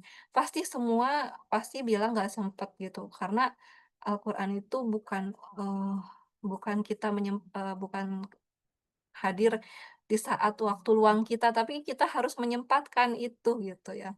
Kalaupun dibilang, nggak sempat, pasti nggak akan sempat semua orang. Tapi kita harus meluangkan waktu, memberikan waktu kita, bukan Al-Quran yang, ibaratnya hadir dengan kita menyempatkan waktu gitu kan. Gitu, sama halnya kalau di bulan Ramadan.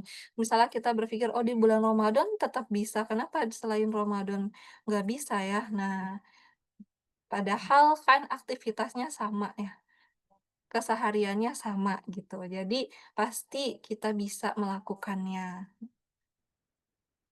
Nah, jadi ini poin-poin yang mungkin bisa Umahat realisasikan ya, dalam kehidupan sehari-hari ketika mengalami keluhan-keluhan yang dirasakan. Nah, kita sudah berusaha untuk mendengarkan tubuh kita nih, sinyal-sinyal tubuh kita. Dan kita berusaha juga untuk memperbaiki itu, mengobati itu ya, dengan Al-Quran sebagaimana firman Allah bahwa Al-Quran itu sebagai syifa, penyembuh bagi fisik dan jiwa kita. Mungkin, itu saja yang bisa Ana sampaikan, mudah-mudahan bermanfaat ya. Ana kembalikan ke moderator ya.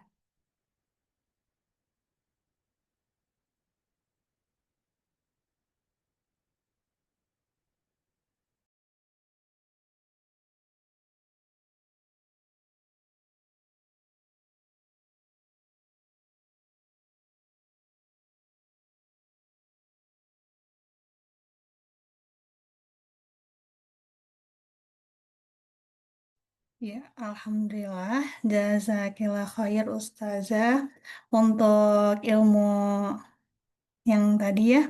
Masya Allah jadi menguatkan kita kembali ya.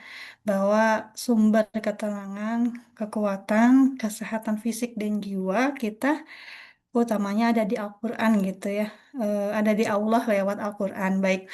Eh, karena eh, kajian kali ini kita akan membuka satu pertanyaan saja. Nah, mangga yang sudah raise hand ya, Bunda Kurniati.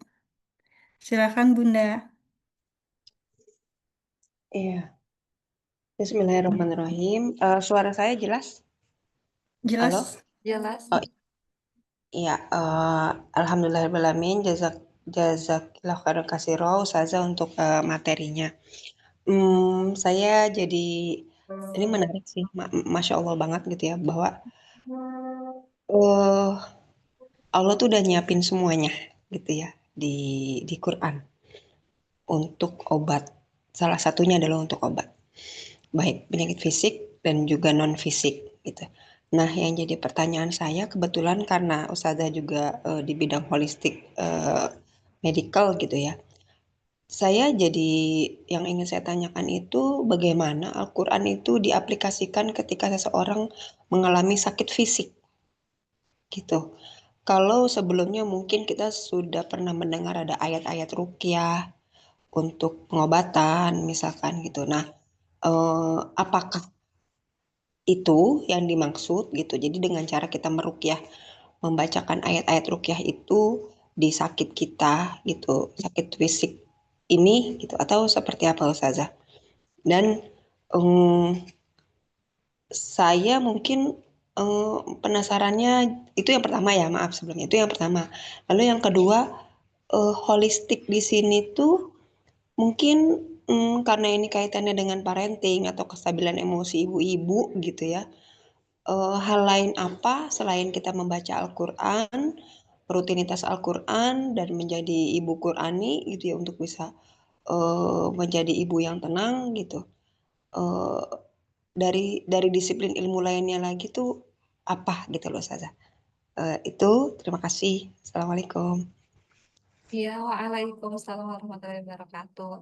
Terkait pertanyaan pertama, ketika kita mengalami penyakit fisik, ayat di Al-Quran yang dibacakan ya, apakah ayat-ayat ruqyah atau yang lainnya gitu kan. Nah, sebenarnya tidak dikhususkan ya. Jadi tidak dikhususkan di ayat-ayat ini untuk penyakit ini gitu ya.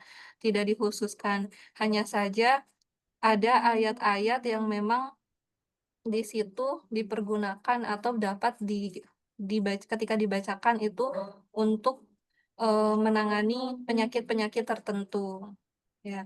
Jadi ketika kita membaca Al-Qur'an, niat ibadah ya, sebagai ibadah gitu, mendapat pahala. Nah, di situ juga kita meniatkan untuk meruqyah ya. Meruqyah, diri kita sendiri, kan yang dianjurkan memang ruqyahnya bagusnya ruqyah mandiri ya, gitu. Jadi kita membaca Al-Qur'an sambil meniatkan meruqyah diri kita sendiri, bahwa bukan hanya penyakit fisik aja ya, yang maksudnya udah menjadi penyakit fisik, berupa fisik gitu, tapi juga untuk mengobati penyakit yang, berkaitan dengan psikis. Nah, di situ, ayat-ayatnya kalau kita sambil tilawah ya, kalau memang hafal itu lebih baik, tapi kalau kita belum hafal ayat tersebut sambil kita tilawah, terus kita baca ayat itu sambil kita niatkan buat ruqyah ke diri kita. Nah, itu nggak apa-apa seperti itu. Misalnya kayak, di surah Al-Baqarah, kan surah Al-Baqarah ada keutamaan-keutamaan tertentu di surah-surah tersebut, kayak gitu. Tapi nggak mengkhususkan hanya di Al-Baqarah saja gitu, tapi di seluruh ayat-ayat Al-Qur'an itu sebagai syifa ya, sebagai penyembuh. Nah, tergantung daripada niat kita. Jadi selain kita niatkan untuk ibadah ya, itu juga untuk meruqyah diri kita sendiri ya, dengan membaca, ayat-ayat suci di Al-Qur'an ya, gitu. Jadi nggak harus di ayat-ayat tertentu saja gitu ya, tapi bisa di seluruh ayat yang ada di dalam Al-Qur'an itu sebagai syifa, seperti itu. Kalau baiknya sih memang hafal, tapi kalaupun belum hafal, tidak mengapa. Terus yang kedua, terkait dengan, sebagai rutinitas kita sebagai seorang ibu ya, selain dengan kita belajar parenting gitu kan, tentunya, kemudian juga menjadikan Al-Qur'an ya. Nah, menjadikan Al-Qur'an ini sebagai, sumber energi utama kita ya. Jadi sebelum kita beraktivitas ke yang hal-hal duniawi gitu kan, kita jadikan dulu Al-Qur'an ini sebagai asupan gitu, asupan spiritual kita ya, sebagai seorang ibu ya, apalagi, kita semua kan di sini muslim gitu kan ya. Nah, jadi pagi hari kalau secara holistiknya ya, kalau secara holistik kan manusia itu, bukan hanya ada aspek jasad aja, jasadiah ya, tapi juga ada aspek ruhaninya. Nah, jadi kalau dalam holistik Islam kan ada ruh dan ada jasad tadi ya, dan, dibagi lagi, ada yang membaginya menjadi 5 layer gitu kan, ada hubungan manusia dengan aspek spiritual dengan penciptanya, terus juga aspek emosi, aspek mental, kemudian aspek fisik dan sosial. Nah, kalau disebut sehat itu kalau dalam holistik itu seimbang kelima aspek tersebut gitu ya. Nah, porsinya beda-beda. Jadi 5 aspek itu spiritual, emosi, mental, eee, fisik, dan sosial itu beda-beda porsinya. Nah, porsi yang paling banyak kebutuhannya di aspek spiritual, ya hubungannya dengan ruhani kita.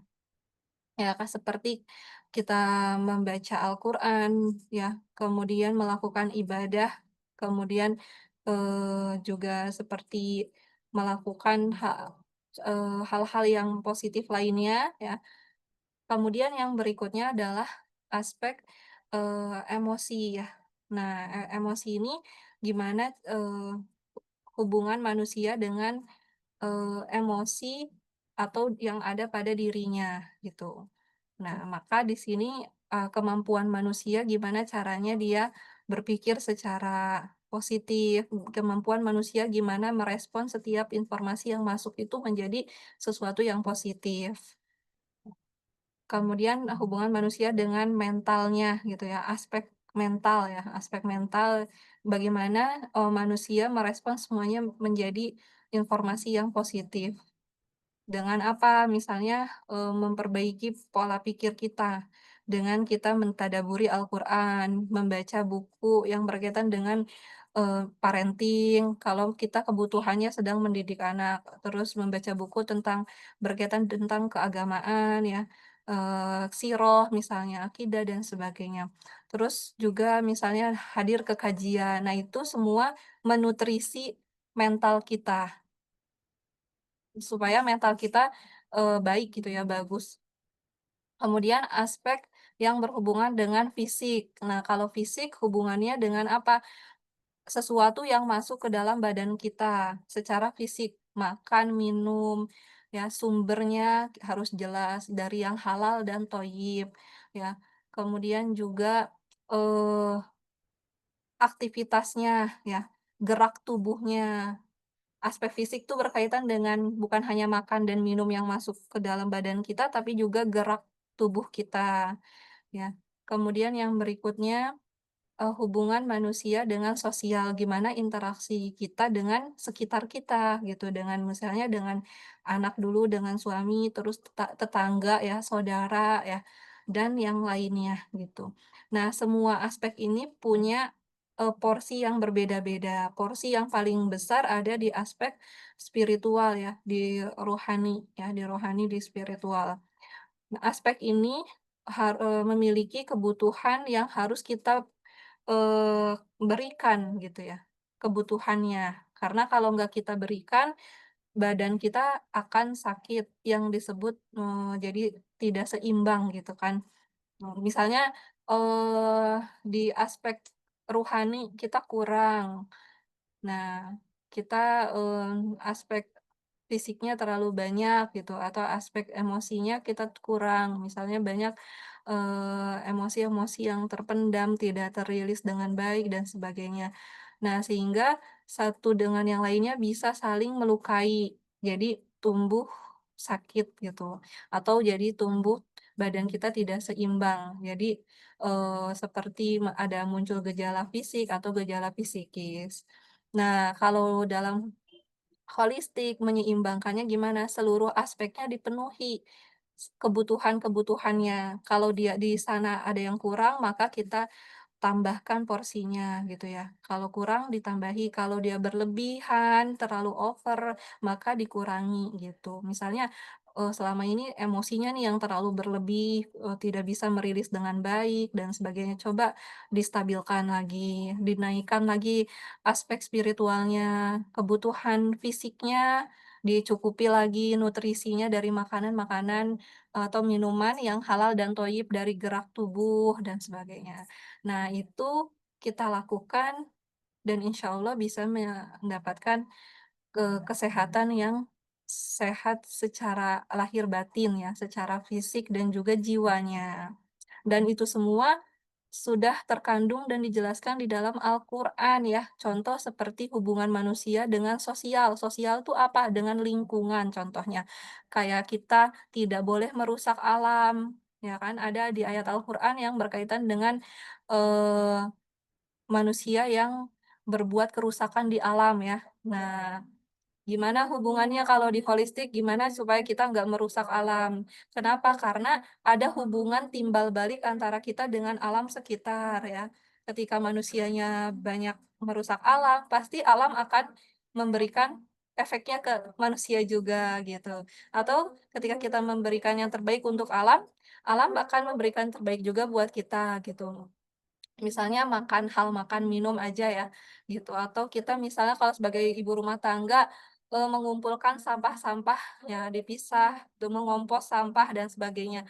Nah, itu kan bermanfaat ya buat alam. Nanti ketika kita makan makanan yang mana itu bersumber dari alam, sebagaimana penciptaan kita, yang di surah Al-Mu'minun kan dijelaskan ya bahwa kita diciptakan dari saripati yang, berasal dari tanah.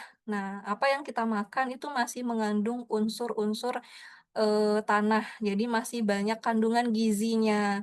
Nah, terus kita makan itu bermanfaat buat diri kita gitu. Jadi saling, menguntungkan, ibaratnya saling mendapatkan manfaatnya gitu. Jadi kalau aktivitas atau mungkin apa sih sebenarnya yang bisa dipelajari lagi gitu kan, selain kita berusaha menjadikan Al-Qur'an sebagai aktivitas sehari-hari kita gitu. Sebelum ke yang lainnya, kalau di holistik itu 5 aspek tersebut gitu. Jadi dari mulai spiritualnya, emosionalnya, mentalnya, fisiknya, dan sosialnya. Nah, mudah-mudahan kalau kelima itu dalam kondisi yang baik, kita lakukan, itu bisa menjadi, apa ya, menjadi ini buat kita ya, apa ya, menjadi, sehat gitu untuk kita gitu ya. Kita memiliki sehat yang lahir dan batin. Dan, leb lebih tenanglah dalam menjalani kehidupan sehari-hari. Nah, gitu. Mungkin itu ya yang bisa Ana jawab, mudah-mudahan terjawab pertanyaannya. Iya, Masya Allah, jazakallah khair. Ustazah untuk jawabannya. Mudah-mudahan jelas dan mimpi. Alhamdulillah, Masya Allah. Alhamdulillah. Karena waktu sudah menunjukkan 11.02, mungkin ingin closing statement ya Ustazah.